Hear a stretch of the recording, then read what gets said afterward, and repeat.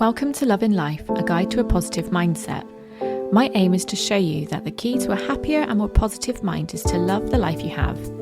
We will look at tips and tools you can use to improve your mindset, and the best thing is, we'll all be on this journey together. Morning, everybody. Well, it might not be morning for you. It's morning for me. I'm actually recording the day that my podcast goes out, which is quite unusual for me. Normally I record the day before, but if I'm honest, I wasn't really feeling it yesterday. And I don't want to, I was feeling a bit negative yesterday. And obviously that's not my message. Whilst it's okay to be negative and have negative days, I don't really want to put negative vibes out there because I'm all about the positive vibes. I'm having a much more positive day today. And so here I am, episode 34, I believe. And today I'm going to talk about, it's like an extension of habits that we've talked about before. And there's a reason why I want to talk about this. And that's because it's something that I've noticed in the last week and something that I think is quite prominent. So if you're a regular listener or if you follow me on Instagram, then you'll know that since Christmas, I haven't really been feeling great health-wise. And I truly believe this is the universe trying to tell me to slow down and just take a bit of time to just transition. And I felt really refreshed when I got back from our break in Disneyland with the family. So last week I returned to the gym, which I haven't done since before Christmas. I've been a couple of times when I tried to get back into it after my little COVID stint over New Year, but my body just wasn't ready for it. So obviously I just gave my body a complete rest. And I went back last week and I felt really good, actually. Like I started off slowly to ease my body back into it. But this week I've sort of gone back up to the weights that I was doing before Christmas. So that's come back really quickly. So I'm really pleased with that. So obviously my body is definitely recovered now. So that's a good sign. But the thing I want to talk about is the habit that I've formed from going to the gym. And it's not going to the gym itself. Obviously, that is a habit I've formed. But the particular habit that I'm talking about, which might not be for everybody, and it's not the actual habit itself that I want to talk about. It's the art of forming a habit. But the habit I'm talking about is having cold showers. Like I said, don't worry. I'm not going to try and talk you into having cold showers. I'm just going to talk about something I've noticed. So let's go back to, back in the summer, I told you part of my morning routine was having cold showers. And this is something that I kind of dip in and out of. So I'll have spells of like 2 months of doing it, and then I'll feel unwell for one reason or another, or something will happen which gets me out of the habit of doing it. But when I joined the gym, I was I don't know why, but I found it really easy to finish off my shower at the gym with a minute of a cold shower. And I'm talking like really cold, like freezing cold, just for a minute. And obviously then when I was ill over Christmas and New Year, I stopped going to the gym. But I could have carried on those cold showers at home. Like, obviously, when I was ill, I wasn't going to do that. But when I was starting to feel better, I could have carried on doing it. But there's just something. I really struggle to build up the, I want to say courage. That's not the right word, but you know what I mean. Like, it does take courage, actually, to flip it on cold. Even if it is only for a minute. But when I'm at the gym, I find that so much easier to do. So what I found really interesting was when I went back to the gym for the first time last Monday, so for the first time in like, say, 2 months, I found it really easy to flip the shower to cold. Like, I haven't done that. I haven't been able to do that for 2 months yet. I go back to the gym and I found it really easy to do. So what does that tell me? It tells me that my trigger for having cold showers is going to the gym, or at least being in the shower at the gym. Now let's talk about triggers. And I'm talking habit triggers, obviously. A trigger is the event that happens directly before a particular habit. And this event can be known as the cue as well. So the cue is what triggers the habit. So in this instance, the cue was being in the gym shower, triggered the habit of having a cold shower. And obviously, cues and triggers can be good or bad. They can trigger good or bad habits. So something, when I was listening to a Stephen Bartlett podcast recently, I can't remember who he had on as a guest, but they were talking about habits and triggers. And I think Stephen Bartlett was explaining his dad used to only smoke when he was in the car. So being in the car was the trigger for him smoking. The car was the cue that triggered the bad habit of smoking. And yes, I can say that smoking's a bad habit, can't I? Like, we all know that smoking is not good for your health. I think in this day and age, we are allowed to say that smoking is a bad habit. Eventually, when Stephen Bartlett's dad realised that the car was the cue that triggered his smoking, he replaced the cigarettes that he kept in his car, he replaced them with sweets, which I guess that's not such a great habit either, eating sweets, but it's better than smoking. So yeah, we can use cues to our advantage. Like, if we can work out what genuinely triggers a bad habit, then we can use that to introduce something else to replace the habit.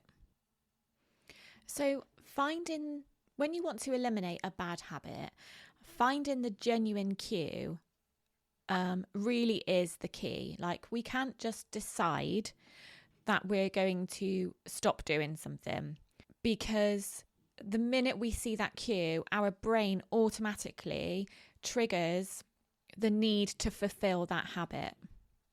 And that is obviously really difficult. Like, if you think of in Stephen Bartlett's dad's case, he can't just decide not to drive anymore because, how is he going to get anywhere?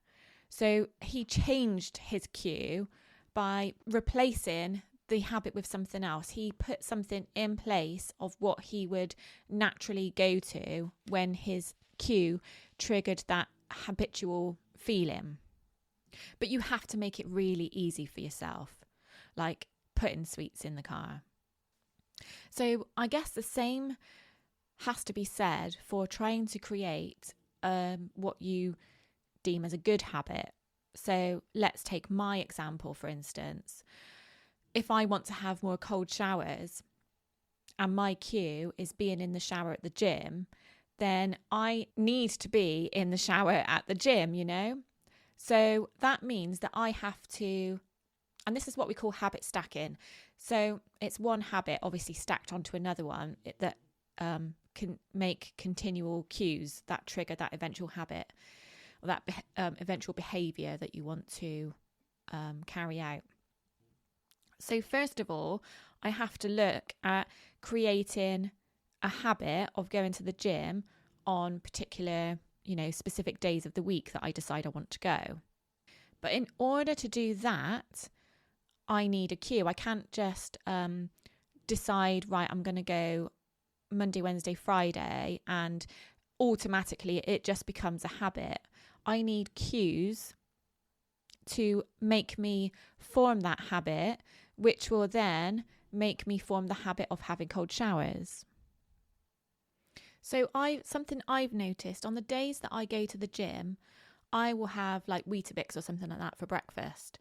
So that is my cue for going to the gym. So if I want to create a regular habit of going to the gym Monday, Wednesday and Friday, then I need to incorporate eating Weetabix as part of my morning routine, which then becomes the cue for triggering the habit of going to the gym, which then becomes the cue for having cold showers.